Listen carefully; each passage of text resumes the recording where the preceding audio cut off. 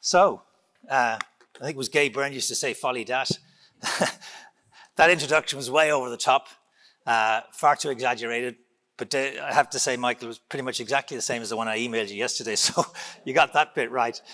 And so I'm nervous because if Catherine was nervous after Justin, I'm after Catherine. That was absolutely outstanding, both of you. So I'm a bit nervous. I'm also nervous because I see a few familiar faces, David Bunworth being one of them here, who've heard me give this talk before.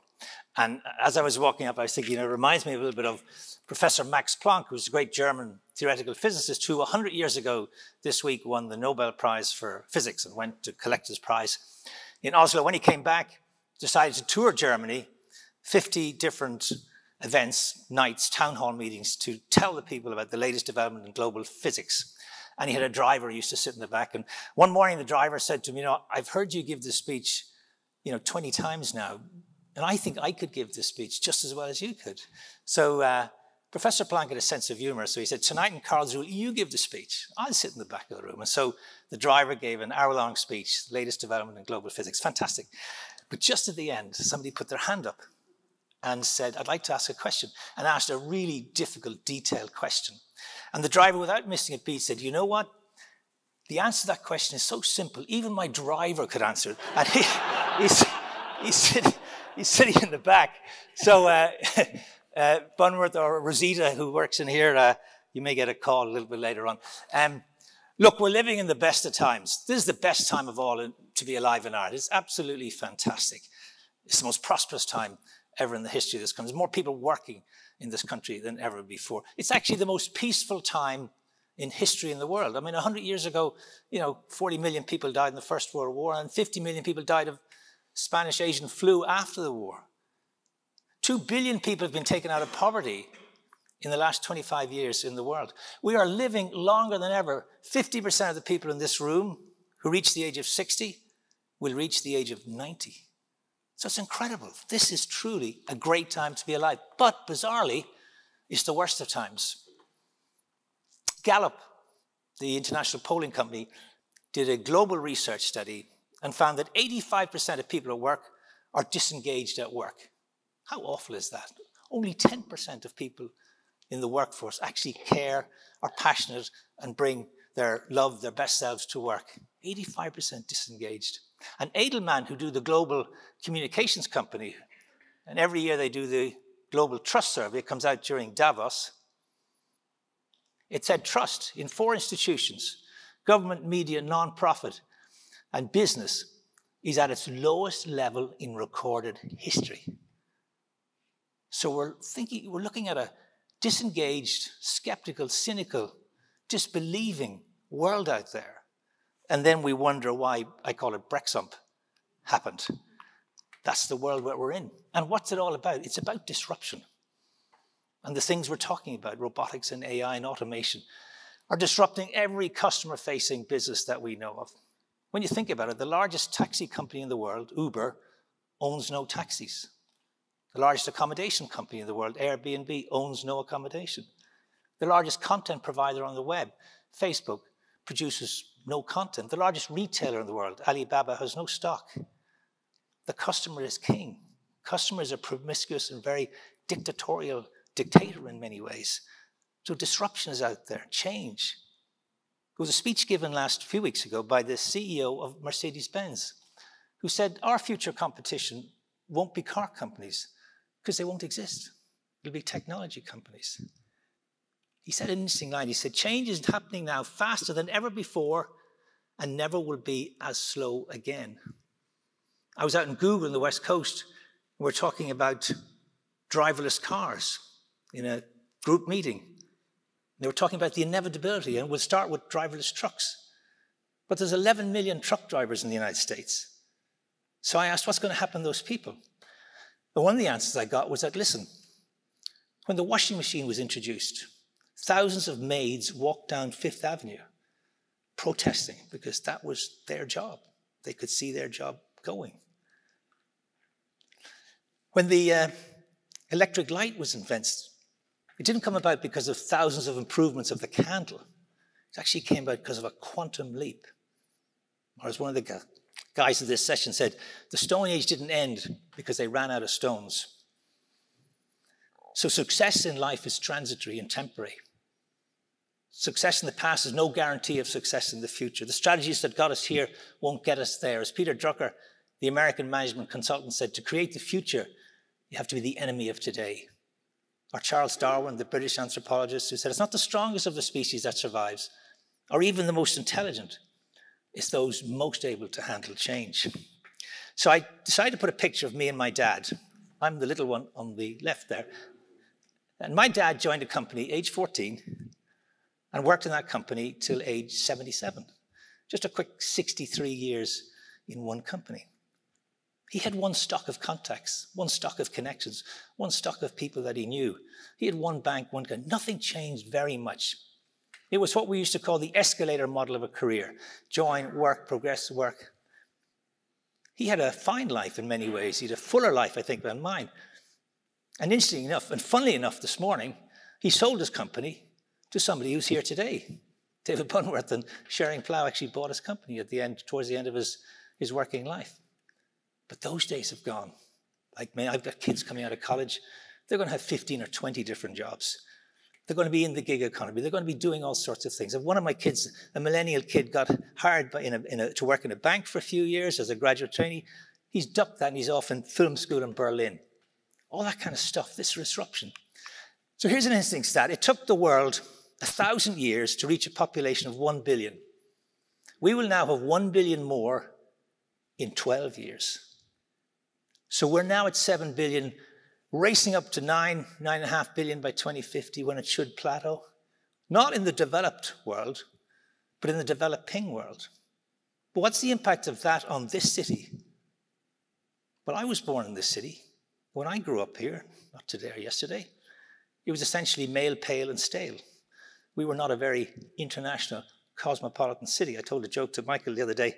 I said I went into a restaurant back then, and I asked the waiter, what's the soup du jour? And he said, hang on, I'll ask the chef. He goes into the chef, and he comes out, and he says, it's soup of the day, right? That was then. 12% of the population of the United States were not born in the United States. In Ireland, it's 17%. In Dublin, it's 25%. But of the working age population of Dublin, it's 33%.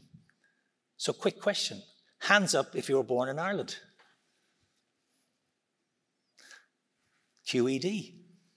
The question is, does your network, does your company, does your leadership reflect the diversity of the economy and the society in which you operate? And all the research from the Bains and McKinsey's says that if that's not the case, you underperform.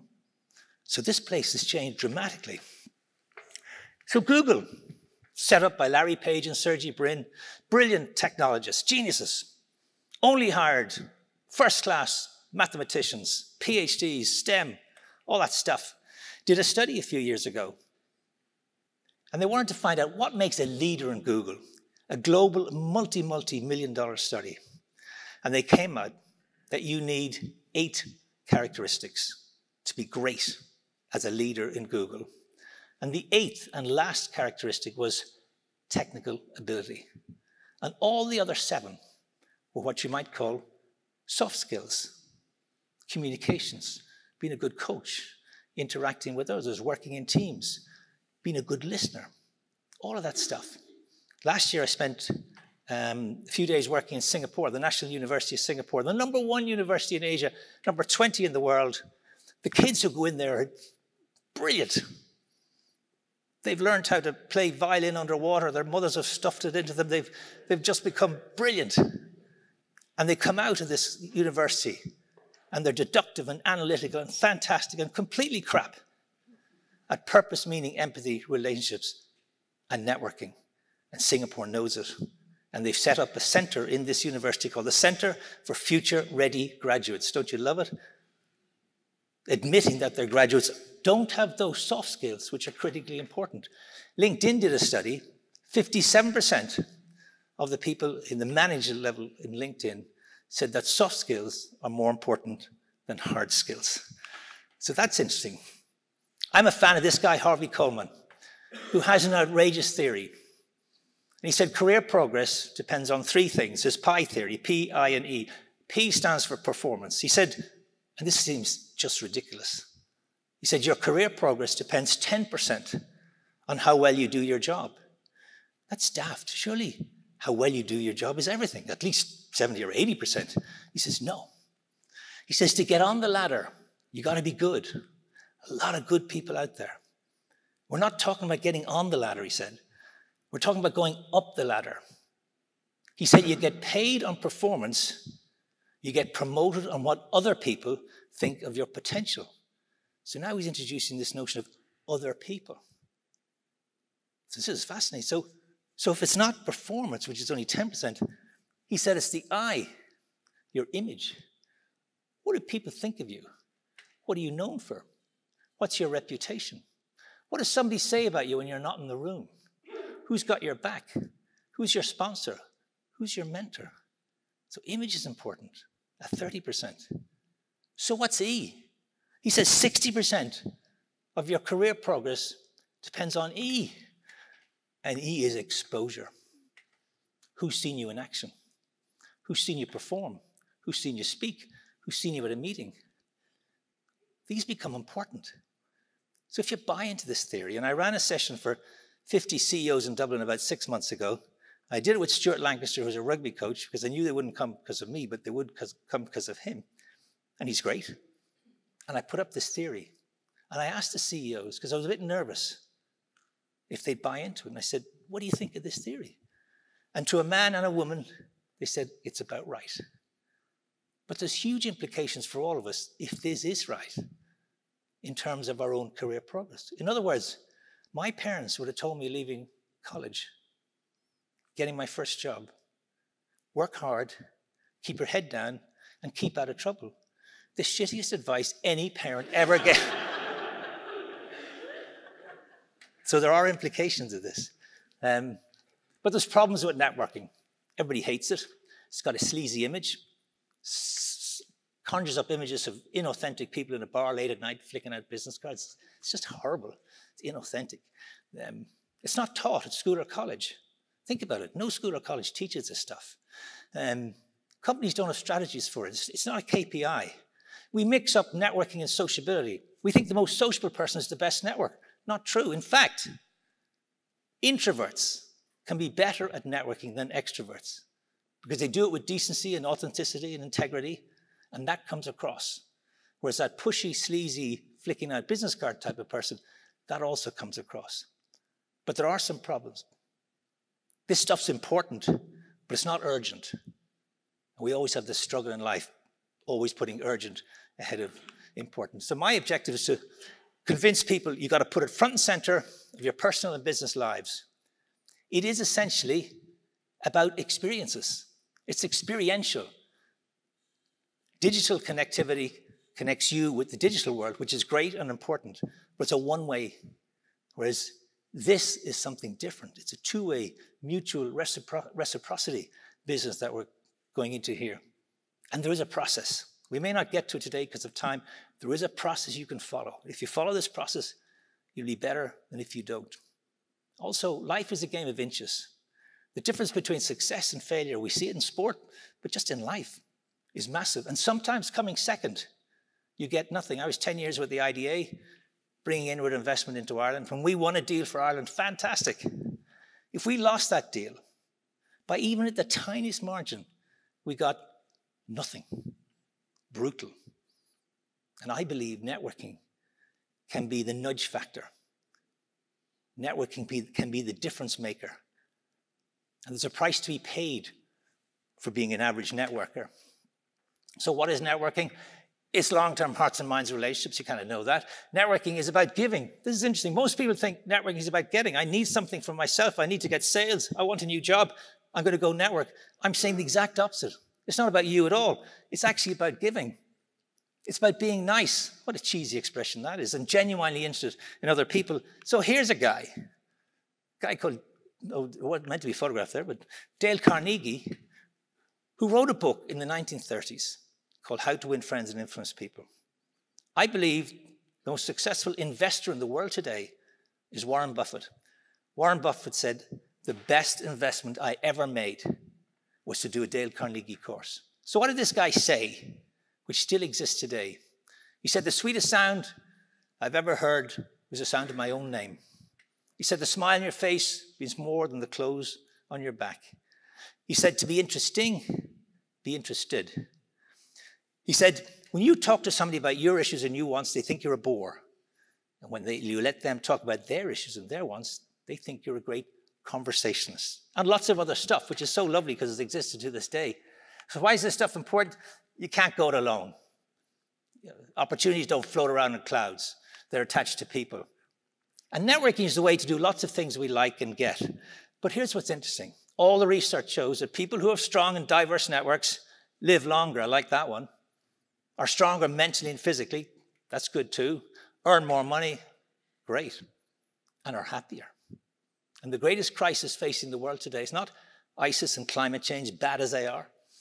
It's loneliness. And network is the antidote to loneliness. It's the way to escape your silo because we're all so focused and busy doing our stuff. It's the way you'll get your next job. 80% of good jobs aren't advertised. People are going to find you. So you need to have this network so they can find you. And networks are portable. You build them, you invest in them. When you go, they go. They're yours. They're part of your social capital. And companies now want to hire and wire.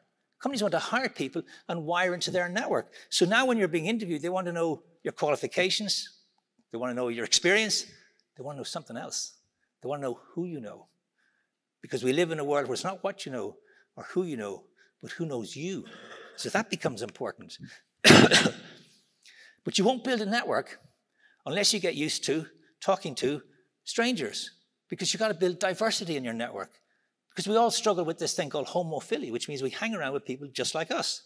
We go to school with them, we work with them, we play sport with them, we marry them, we produce more of them. But we need to build that diversity. And you know what we teach our kids? Don't talk to strangers. But statistically, our kids are at more danger from friends and family than they are from strangers. So that becomes important. So characteristics of great networkers. They're humble. They don't brag. They don't keep score. They realize there's two types of information in the world. Formal information, which is available to everybody. You can Google it and read it. Or informal information. Tips, nudges, winks, whatever it is that comes from your network. But they also understand something else. Great networkers realize that you have to be high-tech. You have to use technology. You have to embrace technology. You have to be at the cutting edge of technology. And you have to be high-touch. And that's the interesting balance. They're high-tech and they're high-touch. And one of the great challenges of the millennial generation now, and I hear it all the time working with the banking companies and financial services and the consulting companies, that I can't get our people to actually speak to each other. They talk electronically. They'll send an email to somebody sitting over there, but they won't pick up the phone. And yet we all know how powerful that sort of type of communications is. So elements of networking, you've got to be a world-class listener. And we live in a world where nobody listens. The only reason people listen is to prepare what they're going to say next, not to hear what you're saying. We tend to be narcissistic listeners. So if Michael says, I bought a car last weekend, and I say, I actually got one the week before. I paid $10,000 for it. He wanted $5,000. He's not interested in my story, but we do that. We hijack conversations. We interrupt on average every 8 to 10 seconds. We think listening is a sign of weakness. We think listening is a sign of not being an expert. But if you really listen, if you listen not just to what somebody is saying, but what they're going to say next, then it becomes an incredible source of power. As Richard Branson says, you learn nothing when you're talking. Serendipity, luck, chance. I'm a believer that you can make luck happen for you. The notion that you can make chance enter into your life. But put it this way, luck doesn't happen lying in bed, doesn't happen sitting at your desk. Luck happens when you're in motion. Luck happens when you put your talents on display. Luck happens when you go to events like this. I always say your permission device, your name tag is a permission device to talk to strangers. And we're all comfortable doing that. But you can't walk down Grafton Street and say, excuse me, I want to have a conversation. I heard this tosser in a conference this morning say we should. You can't do that. And trust. What is trust? I mean, trust is doing what you're saying that you're going to do over and over and over again. We talked about how it is at its lowest level ever. But trust is not an event. You don't meet somebody and trust them tomorrow. Trust is not deserved. Trust is earned. It can take years to build, can be lost in a nanosecond. And curiosity. Curiosity is all about learning. It's about research. It's about questions. And we live in a strangely uncurious world. So curiosity becomes a talent. And the importance of having weak connections. Because we all tend to hang around with people just like us. Nothing wrong with that. But that's not the world out there. So unless we build a wide array of weak connections, the importance of that is that it leapfrogs you into all sorts of different types of people. So we have to make a real effort to make sure that our networks are diverse and to ask ourselves a brutal question. Is my network good enough for where I want to be in 5 years' time? The answer generally is no. So there is a four-step process of networking, and I won't have time to get to it. I'll just touch on a couple of points on it. It's about research. It's about auditing your network. It's about actually doing some work and seeing, is it good enough for where you want to be? It's about cultivation. It's about moving people on a journey over a period of time. It's always remembering to solicit. If you don't ask, you don't get. The only reason I'm here today is because Michael asked me.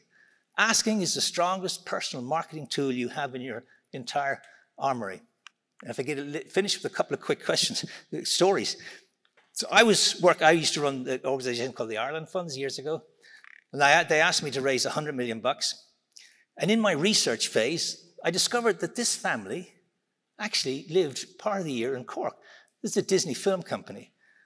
His uncle was Walt Disney, his father was Roy Disney. The Disneys were a French Huguenot family, went to Scotland, went to Ireland, then went to Canada, went to California, started the film company. Roy Disney sailed in County Cork. I don't sail, but I knew people who sailed. And so I arranged to meet him for breakfast in Royal Cork Yacht Club one morning. And he turned out to be an absolute delightful gentleman, lovely guy. And then I arranged again to meet him for breakfast. And I asked him for $5 million, which for breakfast is a lot of money. But that breakfast meeting, and Rosita will love this story, that breakfast meeting, when I asked him for $5 million, was 2.5 years after the Cork cup of coffee. It was the first time I asked him for money, but it was my 29th meeting. I spent 2.5 years getting to know this person, getting to know him, his family, his executives, his dogs. I got to know everything about the guy. I really got to love him. He's a wonderful man. But I never asked him for money. But I never stopped asking. I asked him to join our board. I asked him to chair a dinner. I asked him to introduce me to executives out in Hollywood. I asked him to do lots of stuff. And he knew one day the train was going to stop at his station. He knew my job, and he knew one day, but he was never going to pick up the phone and say, I want to give you some money. And I arranged the meeting. I arranged this breakfast. And he sensed it was coming. I brought the president of our organization, and we sat down with him. It was going well. And I always used the same sentence with asking, a big ask. Roy and Patty, very important. Patty was very quiet. Quiet women often make the decisions in these events. I'd like you to consider, soft verb, a gift of $1 million a year for 5 years. And then this wonderful moment in sales. The next person to speak loses the sale. Because every sinew of my body wanted to say, actually, if you can't do it this year, next year, be grand. I would have destroyed 2.5 years of work. I would have destroyed everything because he would have run down that rabbit hole as fast as you could and said, sure, come back and see me next March. No. Awkward silence, tense, theatrical, difficult, not pleasant. But we wouldn't say anything. Finally, he said, wow, he said, that's a bit north of what we had in mind. They had a number in mind. We came in too high. Worst answer I could have got, would if he said, sure, we could do that. Then I would have asked for too little. And so then we said, look, you need to think about it. You need to talk to your family. You talk to your lawyers. I'm going to be back in a few weeks, and let's meet up again. And they were delighted to end the meeting at that stage. It was a nice, cordial breakfast. Now the number was on the table. They have to think about it. What actually happened in this case? I didn't have to go back. His office rang and said, Mr. Disney would like to make a gift of stock. And it actually wasn't $5 million. It was $3.2 million. But it was all in one go. So it was a wonderful example of taking people on this journey. And we talked about journeys today. The second one, before I go, I went to see this guy some months later. He was the CEO of Coca-Cola in America, a wonderful Irish-American guy. Brilliant man, great leader. And I decided, I'm on a roll here. I'm going to ask this Mr. Keogh for 10 million. So I got myself psyched up and I went in to see him. He came out from around the desk. I'd known him well. He's a lovely man. He put his arm around me and he said, I love what you're doing. I love the campaign you're running. And I'm thinking, this is as close to heaven as it gets on earth. This is just sensational. And he said, Mickey and I, his wife Mickey, we've decided to support you and we're going to give you $10,000. What? I was on the brink of asking him for $1 million a year for 10 years. And he came in with an offer of $10,000. He was brilliant. He knew exactly my game. He came in, he cut the socks from under me, he cut the legs from under me. I had no comeback. In fact, I heard myself saying, Don, thank you very much, you bastard. I had to say that. Thank you so much. That was fantastic. So he was brilliant. He saw me coming and he read me like a book. So stewardship is a huge area. I could do a whole morning on steward, which is after sales service, what you do with people after they've committed to you. And that's a fascinating piece of work, and we have a whole load of stuff there. So what's this about? Summarizing, it's about adding value. Remembering always in every meeting with everybody, 3 really simple questions. And it came up earlier, I think, with Justin. How can I help you? Not what can you do for me? How can I help you? What a powerful question that is. The second question is, if you were me, what would you do? So you're asking for advice, you're paying respect and deference for wisdom, and you're listening to the answer. And then this gold dust question, who do you know who? Are you willing to make an introduction from me? Because I live my life by never having cold calls, but always having hot coffees to try and always make sure that that happens. So the takeaways from this, and Michael, can you ask people to distribute this? There's on a card, 10 takeaways to finish up this morning, real quick. You got to make a decision and take daily action. You've got to audit your network. You've got to build weak connections. You have all your strong ones. You've got to build the weak connections. You've got to talk to strangers. You won't build a network unless you talk to strangers. You've got to develop social capital, the resources available to you in your social and personal business networks. And you've got to get this high-tech, high-touch balance right. Most people don't. Asking questions, being a great listener, making serendipity and luck enter into your life, believing it does, and when you believe it does, guess what? It happens, and following the 4-step process. And also making all this a bit of fun, because we love having a bit of laugh and a bit of fun, and making fun everything we do. So it gives you the opportunity to develop a house style, the way you do things in your organization. And that's all about that, getting the tech and the touch in concert. That's my organization. Anybody who sends an email to that address, I'll send you, before the end of today, I'll send you the free networking tips. And I'm sure I've gone over time. Yeah, no, that's right. So I'll stop there. Thank you.